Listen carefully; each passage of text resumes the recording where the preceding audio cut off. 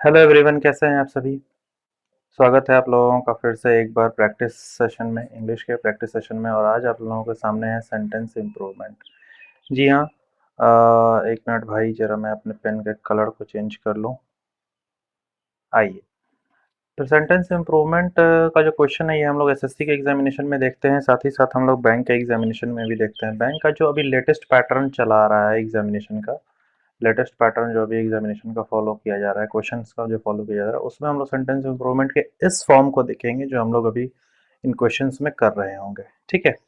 Bank में basically ये question जो है सो मेंस लेवल में पूछे जाते हैं। एसएससी में ये सीजीएल के मेंस में ये क्वेश्चन आता है।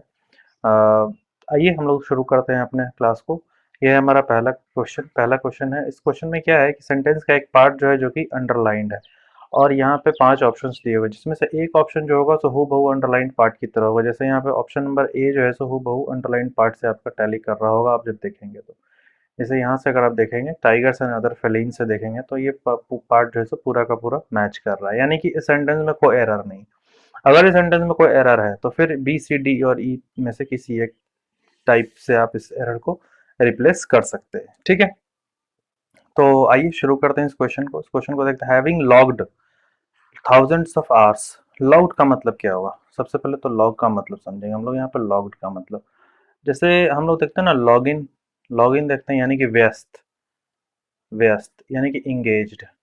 ठीक है, लॉग्ड का मतलब यहाँ पे हो गया इंगेज्ड, यानी कि हजारों घंटों तक इंगेज्ड रहने के साथ। वॉचिंग फेलिन्स, फेलिन्स का मतलब होता है animals belonging to cat family, animals belonging to cat family. Felines from tigers to cheetah, tiger और चीता दोनों जो है कैट फैमिली को बिलोंग करता है। तो फेलिन्स को देख रहे थे और उसी में इंगेज थे। Having logged thousands of hours watching felines from tigers to cheetahs, यानी टाइगर से चीता तक हर एक फेलिन को, हर एक मेंबर को हजारों घंटों तक देखने के बाद tigers and other felines are no longer thought to be natural born killers.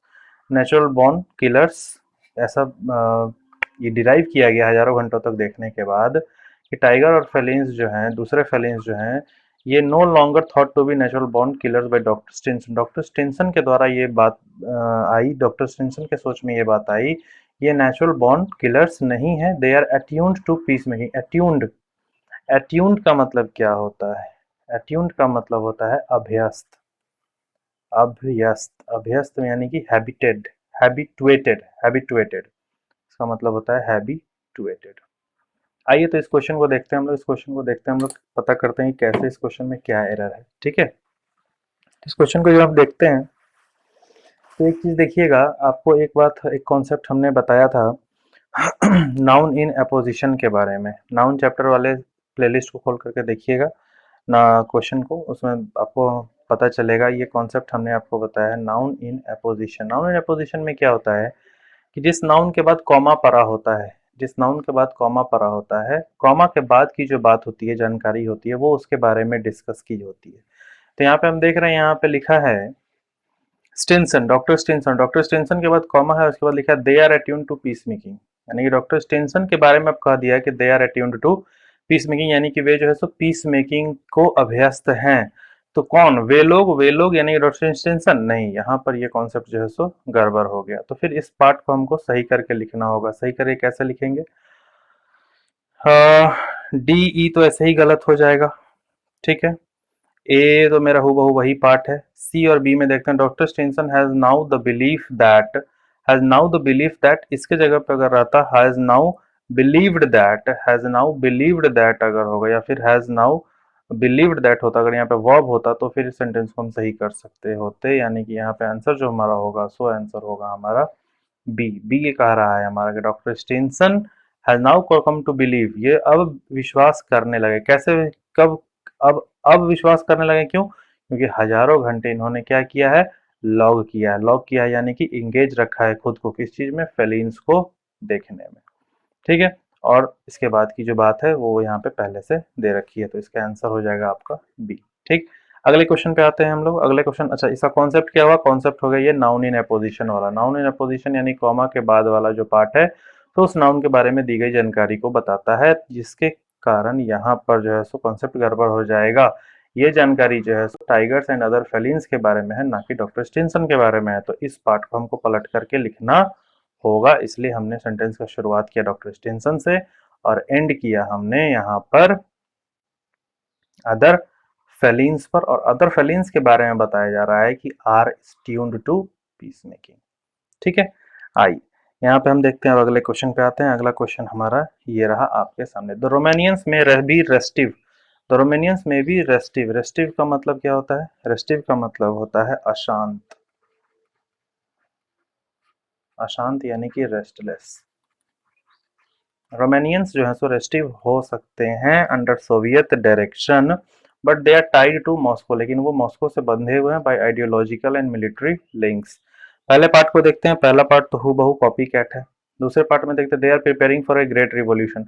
Revolution वाली कोई बात इस सेंटेंस में नजर आ रही है? नहीं नजर आ रही है, तो ये करेक्शन नहीं होगा। Secretly they rather enjoy the Prestige of being protected by the mighty. Protection की तो कोई बात नहीं आ रही है यहाँ पे टाइड की बात आ रही है, प्रोटेक्शन की बात नहीं आ रही है, और ना ही यहाँ पे किसी प्रेस्टीज को एंजॉय करने की बात आ रही है, इसलिए ये भी करेक्शन नहीं होगा। There is nothing they can do about it, ये तो इलॉजिकल है, इररेलीवेंट बात है ये भी आपका एरर आंसर नहीं हो सकता। They are tied to Romania कह रहा है यहाँ पे, टाइड टू मॉस्को, यहाँ पे ऑप्शन है टाइड टू रोमानिया, तो ये ऑप्शन भी आपका गलत हो जाएगा, यानी कि इस पार्ट में आपका नो एरर है। This part contains no error, answer आपका हो जाएगा ए, आंसर आपका हो जाएगा ए। आइए अगले क्वेश्चन पे चलते हैं। क्वेश्चन नंबर 3 ये रहा आपके सामने। In the 80s and 90s, 80s and 90s का मतलब हो गया 1980 1990 का डिकेड, 1980 और 1990 का डिकेड। अगर इसकी बात करें तो यहाँ पे देखिए, devotees of Vikram Seth's, noun plus preposition plus noun, और फिर यहाँ पे अपॉस्ट्रोफ एस गलत है यहाँ पे।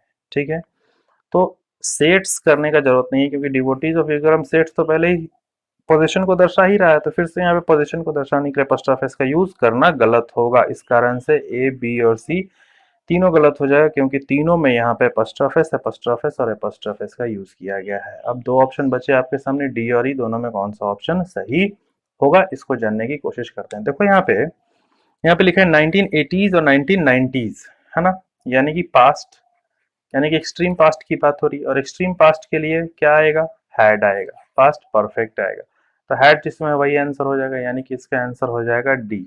इसका आंसर क्या हो जाएगा? इसका हो जाएगा आंसर डी। आंसर नहीं पढ़ लेना इसको, इसका आंसर डी है।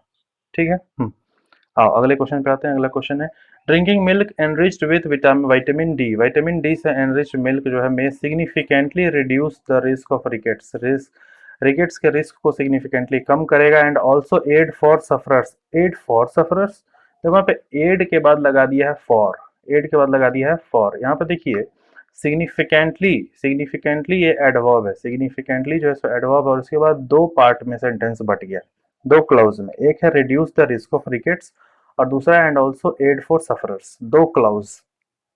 यहाँ पे एडवर्ब के बाद आ गया वर्ब, और इसके साथ आ गया इस पार्ट और इस पार्ट को जोड़ने वाला वर्ड है एंड कंजंक्शन, और इसके बाद आ गया नाउन। तो यहाँ पे वर्ब एंड नाउन ऐसा तो होगा नहीं, क्यों? क्योंकि ये पैरेललिज्म के लॉ को डिस्टर्ब करता है, या तो इधर भी वर्ब इधर भी वर्ब, या तो इधर भी नाउन इधर भी नाउन, तो इधर तो नाउन होने की चांस है ही नहीं। क्यों? क्योंकि यूज किया गया एडवर्ब, और एडवर्ब तो नाउन को क्वालिफाई करता ही नहीं है, तो इसलिए यहाँ पे वर्ब तो सही है, वर्ब सही है, तो इसके बाद यहाँ पे एंड के बाद नाउन की जगह पे क्या करना होगा? हमको वर्ब करना होगा। एंड के बाद जैसे ही हम यहाँ पे नाउन की जगह वर्ब करेंगे, यानी कि हमको पता है कि एड का यूज हमको कब किसकी तरह पे करना है? वर्ब की तरह पे करना है, तो बाद वाला जो भी प्रीपोजिशन है सब खत्म हो जाएगा, तो ये खत्म ये खत्म ये खत्म ये खत्म, ये तो इसे भी जेरेंडियल फॉर्म में आ जाएगा अगर नाउन है तो, और अगर वर्ब वर्ब के रूप में तो इसका ऐसे यूज हो ही नहीं सकता है, क्योंकि यहाँ पे एडिंग एडिंग सफरर्स होगा ही नहीं। ठीक है, तो यहाँ पे बचता है आपका option number C, option number C बचता है आपका। यहाँ पे एड का यूज किया गया है वर्ब के तौर पे, यानी कि इसका आंसर जो है सो हो जाएगा सी। ठीक है, चलिए अगले क्वेश्चन पे आते हैं हम लोग। अगला क्वेश्चन आपके सामने ये रहा, Tim Waugh acquired bison herd for breeding stock hoping that this move would eventually lead to increasing in numbers। यहाँ पर भी पैरेललिज्म की बात है भाई लोग, यहाँ पर भी पैरेललिज्म की बात है, ध्यान दीजिएगा और ध्यान से समझिएगा इन चीजों को। देखिए यहाँ पे कर इवेंचुअली, फिर से यहाँ पे क्या आ गया, adverb, lead to increasing in numbers, in their numbers, lead to increasing in their numbers, किस चीज को लीड करेगा, eventually adverb lead to even increasing, to के बाद तो वैसे भी वी वन आता है, टू के बाद तो वैसे भी वी वन आएगा अगर वैसे देखें तो, और अगर ऐसे देखते हैं इन लीड टू, यहाँ पे इंक्रीजिंग इन दियर नंबर्स, फिर यहाँ पे एंड यानी क्यूमुलेटिव कंजंक्शन, पहले वाला पार्ट जिस फॉर्म में रहेगा आगे वाला पार्ट भी उसी फॉर्म में होना चाहिए। आगे वाला पार्ट है article plus noun plus preposition, ठीक है।